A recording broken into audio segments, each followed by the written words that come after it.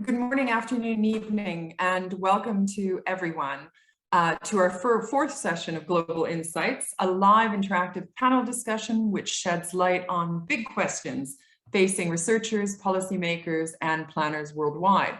Global Insights features experts from leading institutions of international affairs, including the Balsillie School of International Affairs in Canada, University of Warwick in the UK, American University in the US, and the Institute of Strategic Affairs in Addis Ababa, Ethiopia, and a number of other partners as well. Today's live stream production is entitled Withdrawal from Afghanistan and the Future of Western Interventionism. My name is Anne Fitzgerald. I'm the director of the Balsillie School, and I'm delighted to be moderating this session. A warm welcome to all participants in the audience today. We would invite you to direct any questions you may have for the panelists through the Q&A function of your Zoom page, and we will do our best to put those questions to the panelists, particularly towards the latter end of the session. Before we begin, I would like to start with a land acknowledgement. For those of you in the audience who are tuning in from outside of Canada, one of the actions that we take to advance reconciliation between the settler and the Indigenous peoples is to reflect on our relationship with the land and the continuous process of colonization that impacts our work. Acknowledging the land is the process of deliberately naming that this is Indigenous land and that Indigenous people have rights to this land. The Balsillie School is situated on the Haldeman Tract, the land promised to the Six Nations, which includes 6 miles on either side of the Grand River, which is on the traditional territory of the Attawandaron, the Anishinaabe, and the Haudenosaunee peoples. It's particularly important that we acknowledge the land that we're situated on in all that we do, including Global Insights. So to start us off with today's conversation, I'd like to turn to our distinguished panel. Henok Getachew is currently working as a researcher at the Institute of Strategic Affairs, which is a think tank in Addis Ababa, Ethiopia. He previously served as assistant professor of international relations at Ethiopian Civil Service University's School of Diplomacy and International Relations. He also served as conflict analysis specialist for the Danish Refugee Council. His research is focused on regional security governance, social cohesion, peacebuilding, development, foreign policy, and diplomacy. Syed Ali Hosseini is a PhD candidate at the Balsillie School and a former human rights officer with the UN mission in Afghanistan. His research centers around peace, development, and culture. Trevor McCriskin is an associate professor, US politics and international studies at the University of Warwick, where he researches US foreign policy and US politics and culture. During his 40 years as a US diplomat, Earl Anthony Wayne served as senior policymaker in Washington and overseas as ambassador, last in Mexico. Since 2016, he has written and spoken on a wide range of issues, including Mexico, North America, trade, and workforce development. He teaches at the American University's School of International Service and serves as co-chair of the advisory board and the Mexico Institute, and oversees a project on implementation of USMCA at Wilson Center. Thank you again, everyone, for sharing your insights with us today. It's now been 1 month since the Biden administration's decision to withdraw from Afghanistan, and I would like to start by asking the question, what prompted this withdrawal? So Trevor McCriskin, I'd like to start with you and ask you, what, in your view, did the US withdraw from Afghanistan after nearly a 20-year commitment come? So I think that the final decision to withdraw those troops from Afghanistan was one based on a wish to move away from an emphasis on counterterrorism in US foreign policy, to try to reorient US foreign policy away from that major focus that had been there since the attacks of September 11th, 2001. And finally, I suppose, to bring the war on terror to a close. And there was, as we'll probably discuss more, something about that symbolic date forthcoming that I think kind of pushed that decision along. But the Biden administration was far from the first US administration to try to withdraw fully from Afghanistan. The Obama administration had attempted to do so, even though it initially had a surge of the commitment to Afghanistan. There was an attempt by the Obama administration to withdraw all of its forces by the time he left office. The situation on the ground, however, kept American troops committed in the situation in Afghanistan, because there was this sense that if the US did withdraw, that we would see the Taliban moving back in and reclaiming control, much in the way as events unfolded. But then, of course, the Trump administration made its agreement with the Taliban last year, and it was that commitment that Biden decided to follow through on when he made his decision to finally withdraw troops that month ago. And I think it was very much something that Biden himself was very committed to, even in his time as vice president in the Obama administration. He'd been very reticent about re-engaging fully in Afghanistan and committing more US troops there. So I think it's something that was a kind of long-term objective of him as president. Ali, what in your view were the main domestic political factors that contributed to the reemergence of the Taliban, their growth, and also their final victory? I like to see it as a more like a historical view from 2001 to 2021 to see what happened to Afghan government and Afghan politics. Yeah, for sure, corruption in the Afghan administration, every branch, judiciary, executive, was a main factor that actually disillusioned people from this government, and just caused that the security forces in especially remote areas do not like continue sacrificing their lives for this government, especially in the last month of the collapsed government. But also there were some problems in Afghan politics. During the jihad against Soviet Union, political parties formed along the ethnic lines, and this ethno-political parties continue to do politics using the same ethnic basis to further their interests. So this actually prevented the formation of national identity in Afghanistan, and especially fraud and disputed election paralyzed Afghan government, and specifically national unity government that President Ashraf Ghani and Chair Executive Officer Abdullah ran. They were in continuous conflict with each other, and they could not solve their problems. And this actually rendered the Afghan institutions unfunctional.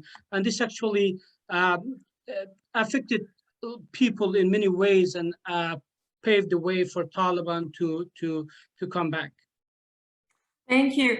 Tony, on the actual day of the withdrawal, we saw some very worrying images across media and social media. What was the turning point in the deterioration of the US handling of its withdrawal from the Afghan situation? The real turning point took place during the Trump administration, when they shifted from really trying to negotiate a sustainable peace to negotiate an agreement with the Taliban that would let the US withdraw its troops. And there was a period of time where engaging seriously with the Taliban could have led to a serious negotiation between Afghans to find a way forward. But first, the Trump administration made a decision really to exclude Kabul, not only from the initial stages of talks, but to exclude them from all of the negotiating talks at the table, which delegitimized Kabul and added legitimacy to the Taliban. Secondly, they didn't really condition a final agreement that they made with the Taliban on a sustained reduction of violence. There was 6 days. That's all they had to do, is stop violence for 6 days. Again, signaling that the United States was more eager to get out than to create a sustainable peace.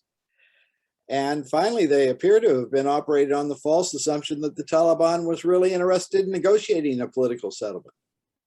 and in fact, they forced the government in Kabul to release 5,000 prisoners as part of a commitment they had made unilaterally to the Taliban, which again embarrassed the government in Kabul and released a lot of prisoners who returned to the battlefield shortly after they were released. And Kabul got nothing in return for doing that.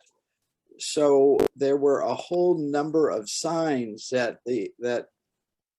a decision had been made in the Trump administration to get out as quickly and rapidly as possible, and that was independent of a sustained peace. And so you were already very much undermining the morale of Afghan security forces. And what Ali had to say is correct. There was political division among the leaders in Kabul, and there was corruption. And that added to this mix. So I think that was the real turning point. And so when Biden came in, he did face a very difficult situation and a difficult set of choices. But I think we'll get to talk about that in a little while. Thank you.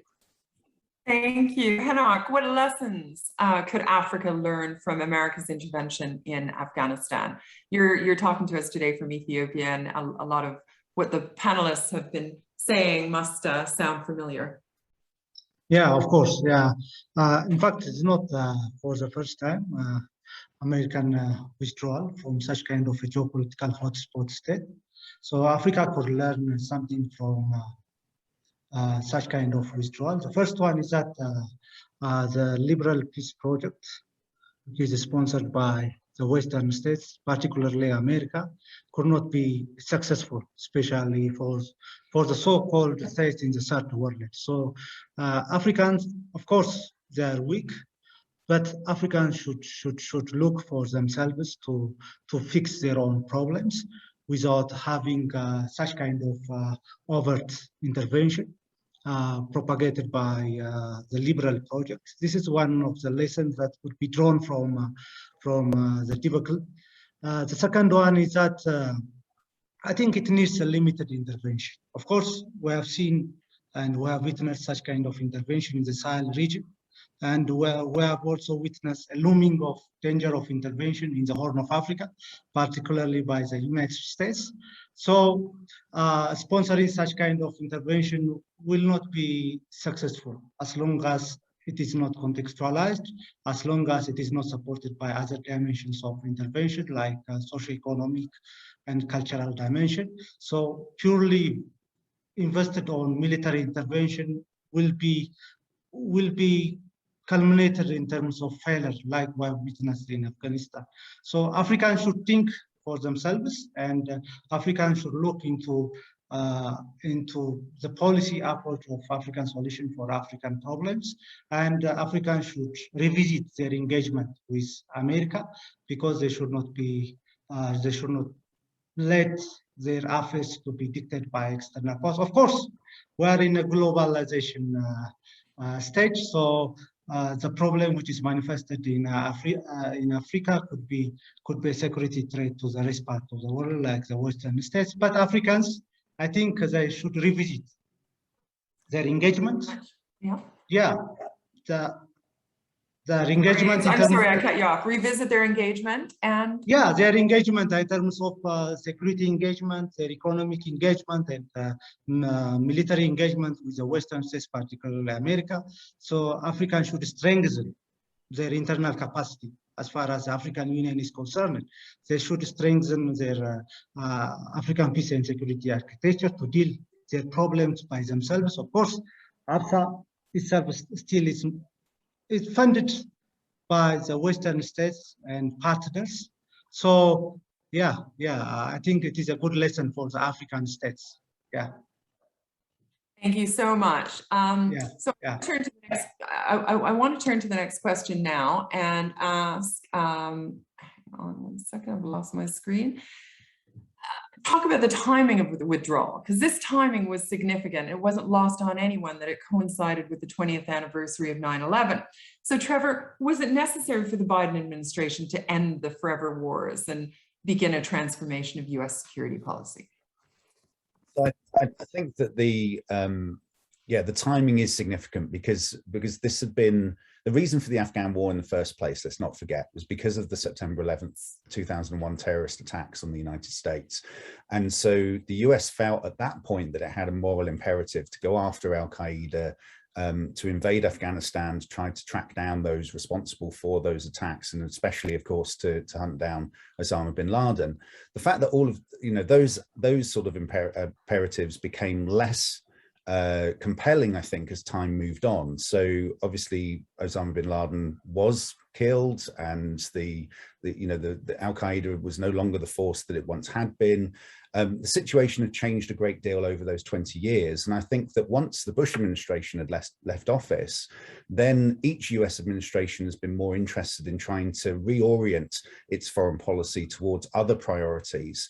But because of the way that counterterrorism had become so core to the national security structures of the United States, it was incredibly difficult to pull away from that campaign of the war on terror, even when the language was changed and some of the focal points of counterterrorism were shifted.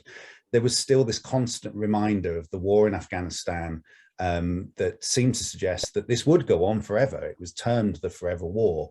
So I think that one of the reasons why both the Trump and then now the Biden administration were keen on withdrawing from Afghanistan, withdrawing US troops, was really just to release the United States from that kind of focus and to turn attention to other matters. And particularly, I think, for the Biden administration, they talk a lot about wanting to transform American security priorities to focus on other threats to the United States, which probably are much more existential, actually, than the threat of terrorism.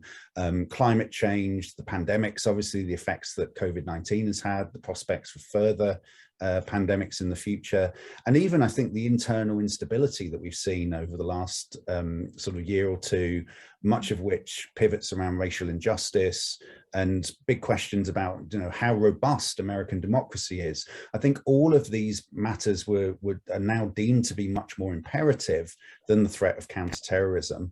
And even though that's it hasn't disappeared, terrorism is still a threat to the United States, I think there was a sense that continuing that commitment to Afghanistan wasn't actually serving the best purposes of counterterrorism, and that a change in policy was necessary. So I think that's why we've seen it happen now. And I think just having that looming 20th anniversary coming just put that into even starker relief and made Biden decide that he would go through with the plans that had been put in place by the Trump administration, even though he wasn't particularly keen on some of the kind of detail of that agreement that had been drawn up.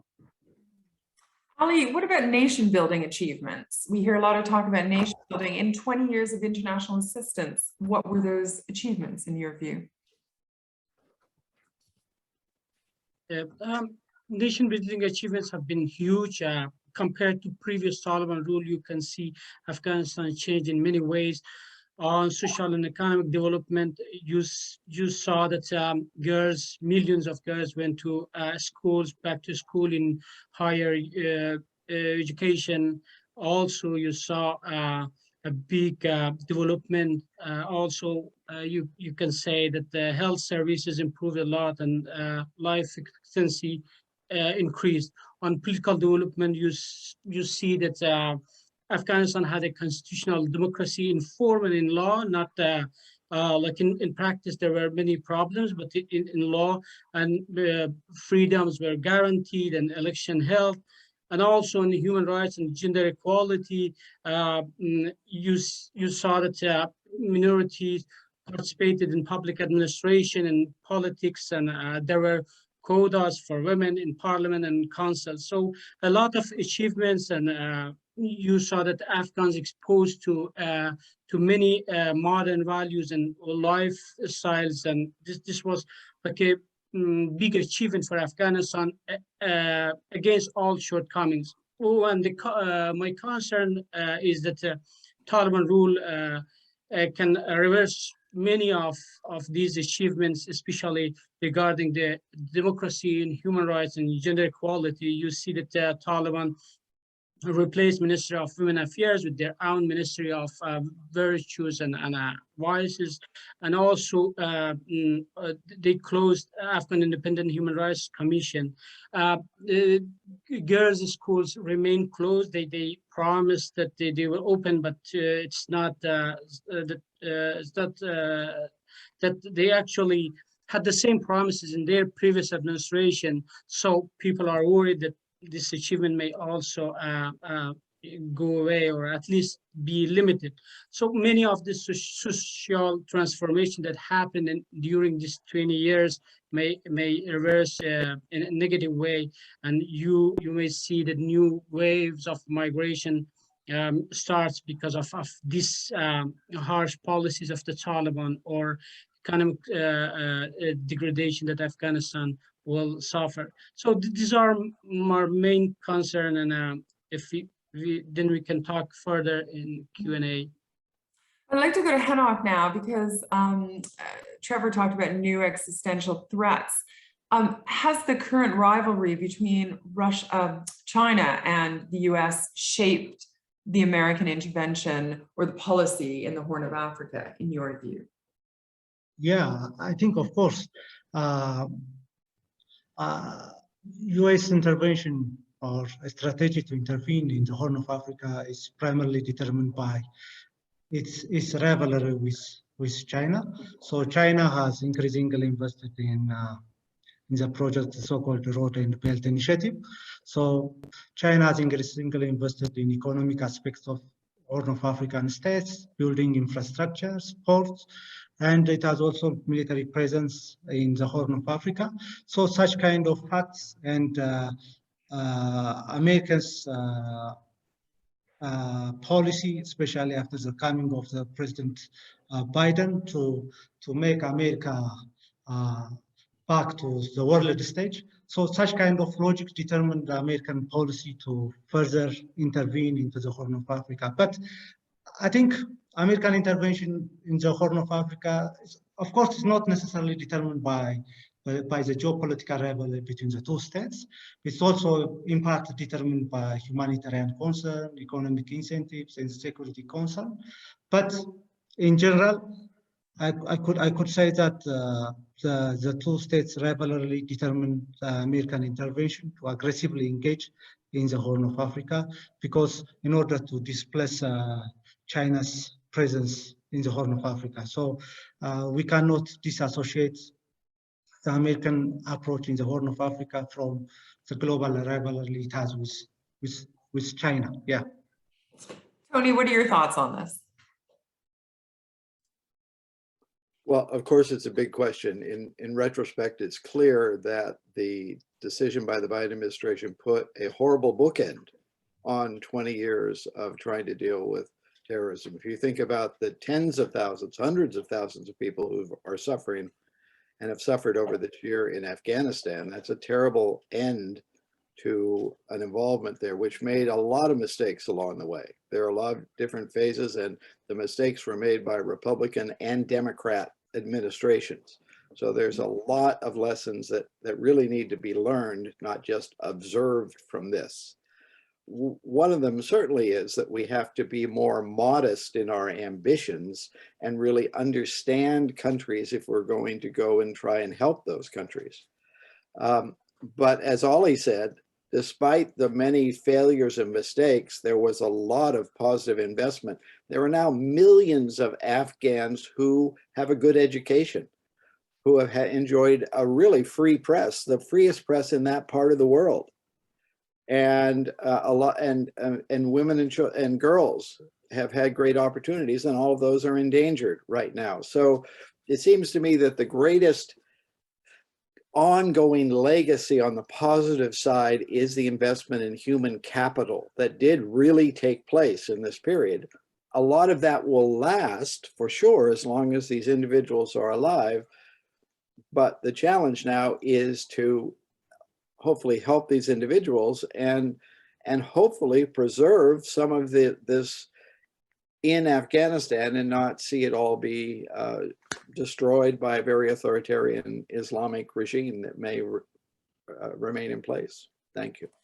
Thank you. Well, I'd like to push another question to you, Tony, because polls indicate that most Americans are supportive of President Biden's decision to end the war, but were very critical in large part for how he ended it. And the State Department grossly underestimated just how quickly that we all did, I think, that the Taliban would march into Kabul. Was the chaotic exit and rapid collapse of the Afghan government unavoidable? No, it was not unavoidable. It was created first by the Trump administration, significantly undermining the morale of and the legitimacy of the government in Kabul and the armed forces. And then when President Biden announced the end of the war, which is a very legitimate decision, and I understand why it was welcomed by many people, there was really not preparation for a transition to ending that war. The Afghan security forces were still very dependent on US contractors that allowed their planes to fly, that kept their logistics working, that provided all sorts of other intelligence support.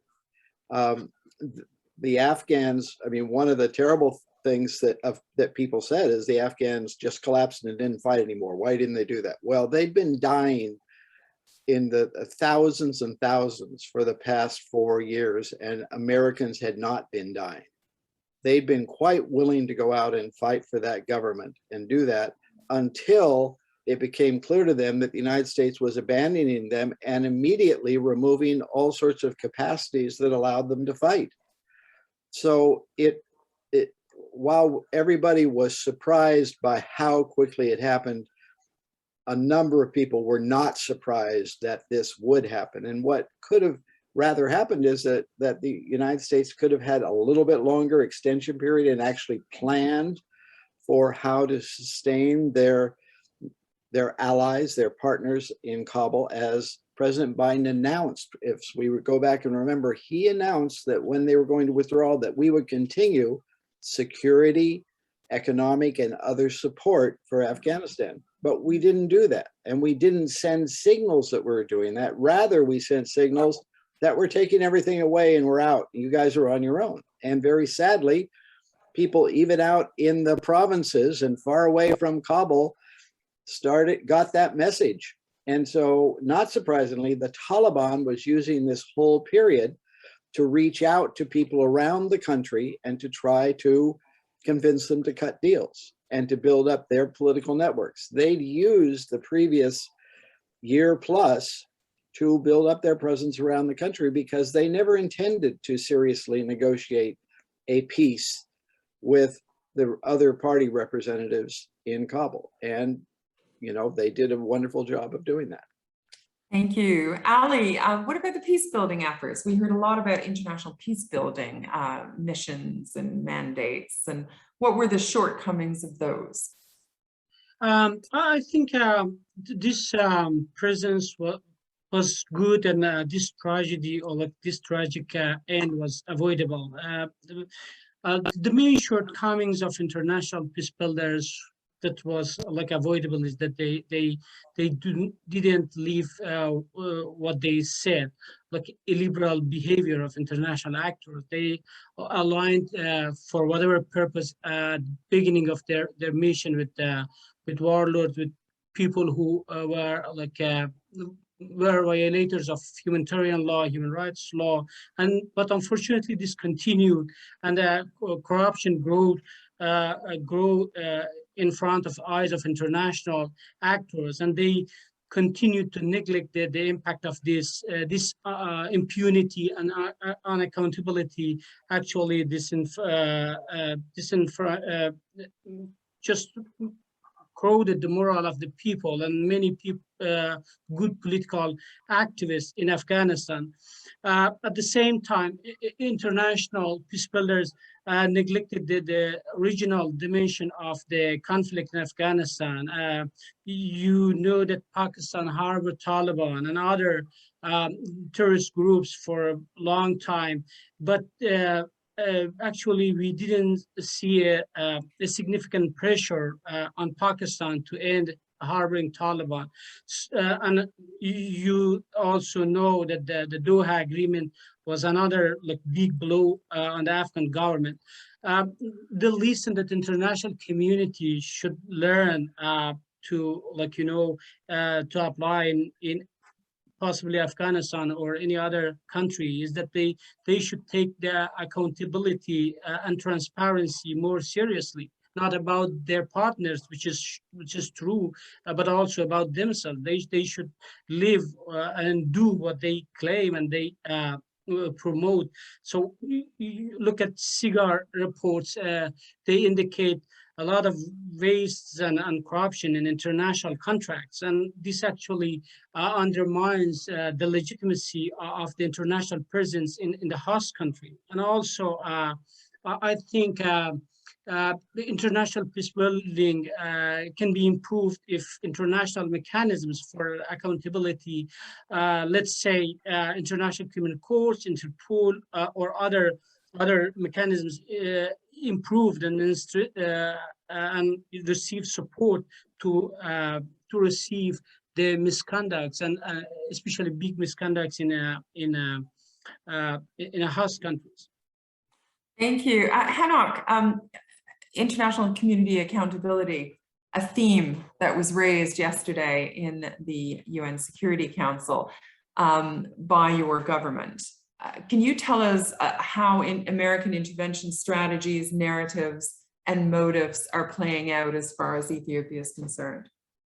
Yeah, of course. Over the past year and plus, we have seen some kind of narration, which are going to justify some kind of intervention in the coming, I don't know, in the coming months or years. So such kind of narration is characterized by one-sided story. I think it doesn't have a balanced story given by, if you look at the statements made by US Department officials, officials from the Congress, and officials from Washington, I think they don't want to give a balanced story to the war and to the atrocities committed in the northern part of Ethiopia. So in the first instance, when the Biden administration assumed assumed the state power, they began to associate the Ethiopian state with Burma and Yemen, even to the extent of Libya and Syria. So such kind of geopolitical imagination continued over the past year, and in terms of considering the war and the atrocities committed only by one side, in terms of presenting us, there's a kind of ethnic cleansing, there's a kind of genocide, there's a kind of humanitarian catastrophe committed by one side. So such kind of story produced and reproduced by Americans, and not only by the Americans, but also by the media, especially by big media. So this narration, I think, which supports the conflict to remain in its place rather than addressing the problem, such kind of narration exacerbates the crisis. So such kind of narration and strategies, even presented by the US in terms of presenting the issue to the UN Security Council, a kind of work has been done by the humanitarian organization, not work in an impartial manner. So such kind of activities, I think, exacerbate the crisis on the ground rather than solving the problem. So there are narration continued here and there, yeah. Thank you very much. Trevor, you've written about the Vietnam syndrome and its impact on the threat, the use of US force. Will the fall of Kabul have similar impacts to the 1975 fall of Saigon on US foreign policy moving forward? So I suppose it was inevitable that when everything started to unravel in Kabul as the US and its allies withdrew, that there would be these comparisons made with the fall of Saigon. The images were very evocative of the helicopter leaving the US embassy with the last few sort of allied members of the South Vietnamese government clinging to the bottom of it as it flew away. very similar sorts of images. And obviously the fall of Saigon and the defeat in Vietnam more generally did come to symbolize US failure, US weakness, exposed the limits of US power in the 1970s, and led to a lot of kind of soul searching within the US about what direction their foreign policy should take. Seemed to suggest to allies and adversaries that maybe the US wasn't as willing to engage with military force as it used to be. And of course, also some internal debate over whether that was actually quite a good thing, that the US maybe shouldn't be going around the world rattling its saber at every kind of problem and trying to find more complex ways of resolving international issues. But I think it's difficult to make comparisons, and it's sometimes quite dangerous to draw direct analogies between what are clearly very, very different circumstances. On the one hand, you might actually argue that this fall of Kabul might have an even bigger impact in those respects on the particularly, I think, for allies and also perhaps for adversaries, about the abilities of the United States to use its power to achieve its objectives. In Vietnam, you did at least have what was called a decent interval between the withdrawal of most US forces at the beginning of 1973 and then the fall of Saigon, the fall of South Vietnam in 75. This happened over a few days in Kabul, and so it sort of indicates that there's even sort of deeper issues here in terms of the reliability of the US as an ally, perhaps. But on the other hand, I think the impact of the Afghan war on the American psyche, if you want to call it that, is far less than the impact of the Vietnam War. So I think for American policymakers, probably this episode, it's embarrassing, but perhaps won't have such lasting effects as the defeat in Vietnam did. And it may actually, as I was suggesting earlier, enable this transformation of the security focus to other issues and to take some of that emphasis away from counterterrorism that has perhaps obstructed the ability to deal with other major issues that do threaten the United States. I'd like to now turn to geopolitical impact and geopolitical consequences. Henok, I want to start with you, and will you tell us more about possible geopolitical consequences of Biden's foreign policy towards Ethiopia and the wider region? Yeah, I think if the policy is continued unabated, I think it may have a geopolitical consequence, not only for Ethiopia, but also to the wider region. I think there's a kind of misunderstanding and or poor understanding on the side of the White House concerning what is going on inside Ethiopia. I think they don't really understand the political complexity, what's going on in the northern part of Ethiopia and the political history and identity of Ethiopia. So such kind of misunderstanding may exacerbate the problem on the ground. That would be the first geopolitical consequence. And the second one would weaken the Ethiopian state further. And it may lead to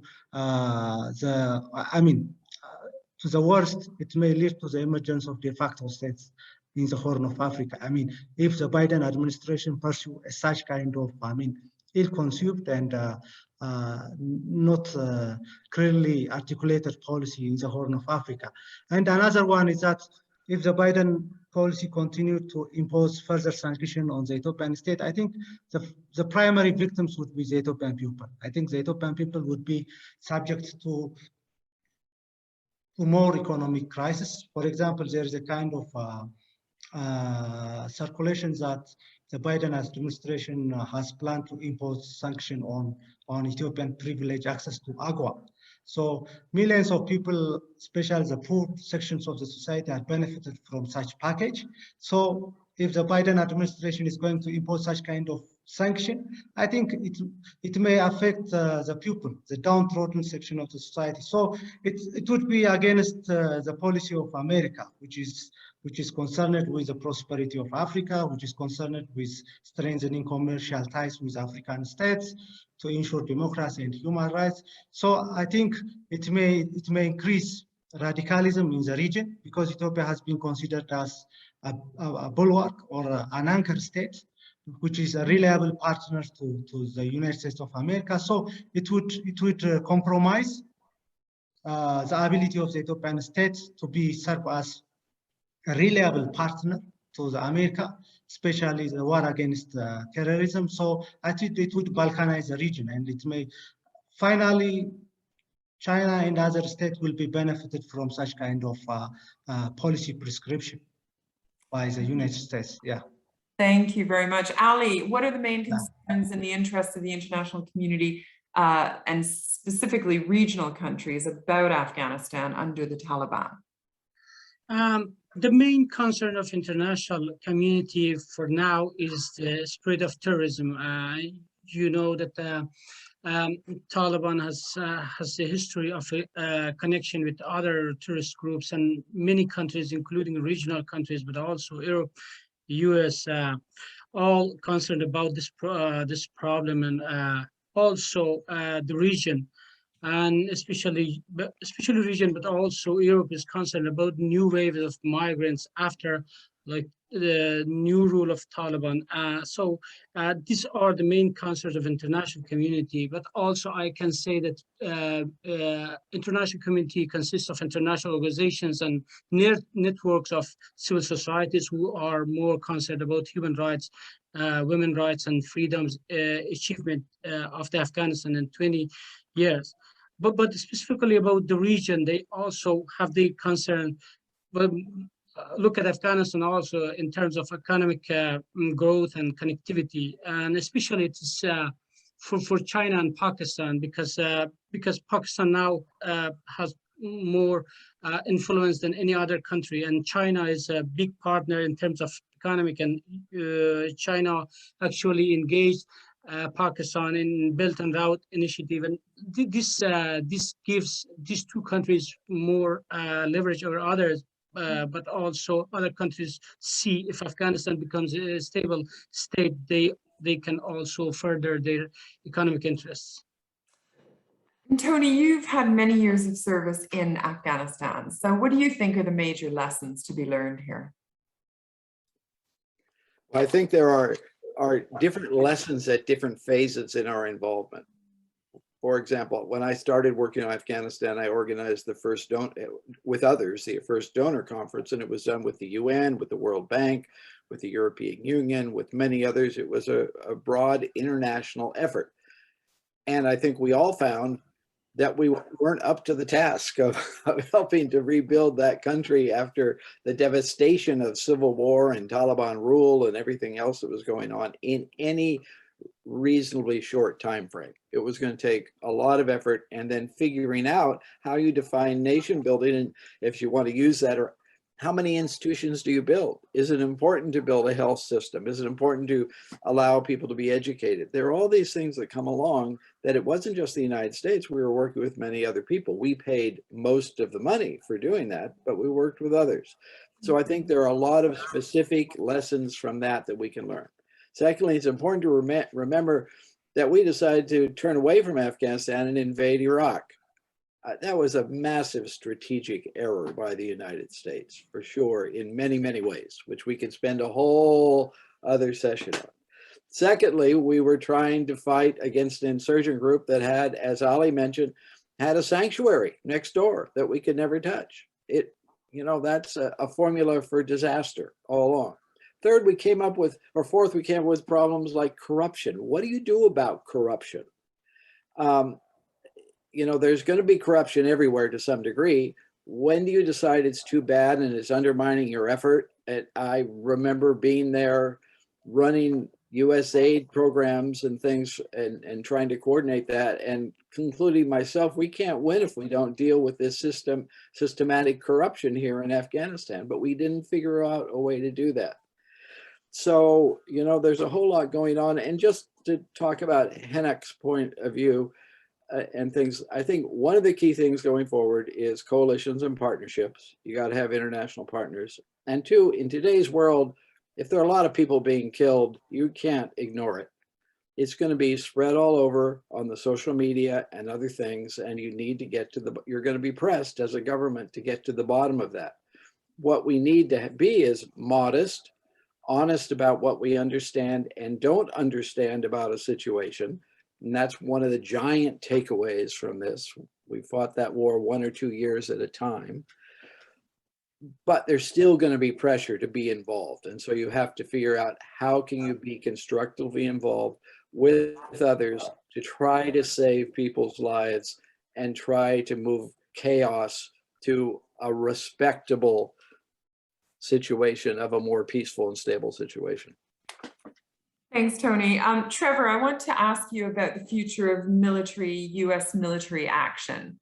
And what form do you think that will take in light of the experience in Afghanistan and also in Iraq? Yeah, and I think it is the long-term experience in both of those countries that, in a sense, does reaffirm what we call the Vietnam syndrome, this notion that the United States should be much more careful about where it intervenes and how it intervenes.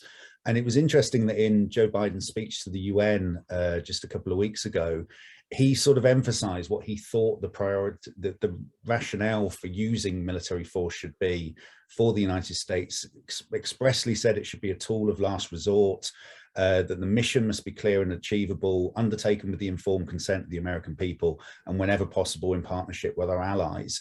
So I think that is really sort of returning to a pre-9/11 view of how the US should make its decisions on whether to intervene into a situation militarily or not.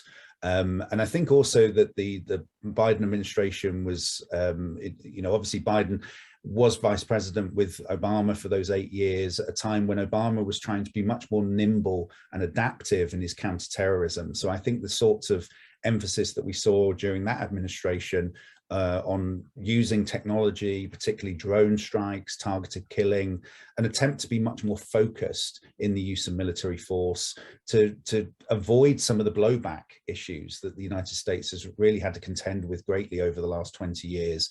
I think that's the sort of thinking that's going to be moving forwards. So certainly not taking military force off the table, but ensuring that when it is used, it sort of is in line with what Tony's saying about being more modest in your objectives and being much more careful about trying to enter into military force with achievable objectives, things that you feel that you can get done within a short space of time, and then have a clear exit strategy from it. Thank you very much. I'm just going to turn to the questions to give the audience a chance to come into the discussion today. I noticed that there are all sorts of really fantastic comments, so thank you for those. I see a question from Justin Dell. What are some of the repercussions of the Western withdrawal from Afghanistan for the relationship between Pakistan and the United States and other Western democracies going forward? Tony, would you like to take a crack at that first? So could you just repeat it one more time? Yeah. What are some of the repercussions of the Western withdrawal from Afghanistan, the relationship between Pakistan and the United States and other Western democracies? Well, I think the relations between Pakistan and the United States are going to depend a lot on what the Taliban does and what the Pakistan does supporting that Taliban government. If the Taliban turns out not to have an inclusive permanent government, to disrespect human rights, to allow terrorist groups to operate fairly freely in the country, either through overt policy or through inability to coordinate, control parts of the country, people are going to have a more strained relationship with Pakistan. I mean, we already saw that the head of Pakistani intelligence was in Kabul negotiating between the Taliban factions to try to set up an interim government and sort of breaking up fistfights that were going on between different factions of the Afghan, according to one report.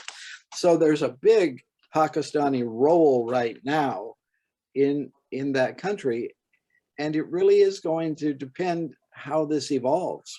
I mean, nobody's going to ignore Pakistan, but if you move into a situation of a better relationship with Pakistan or not really does depend on what happens in the months ahead. And that's also true on the humanitarian front. Just to not forget, we still have the UN saying 11 million Afghans are in dire need of help in the months ahead. And you could, as Ollie mentioned, you could still see large numbers of refugees trying to get out of the country. There's not enough food, the financial system is not working. And Pakistan doesn't want all those people, You can understand why they have to take care of them, but the role that they're willing to play, even on that human level, is going to be very important in determining how the rest of the countries outside the region are going to deal with them. The regional politics are a different matter. Thank you. Thank you. Trevor, what about Iraq? Somebody would like to know what lessons can we learn for a possible future withdrawal from Iraq? Yeah, I mean, it's a really interesting one, that, because I think that Biden was even more minded to withdraw US troops, for finally get all US troops out of Iraq than he was from Afghanistan.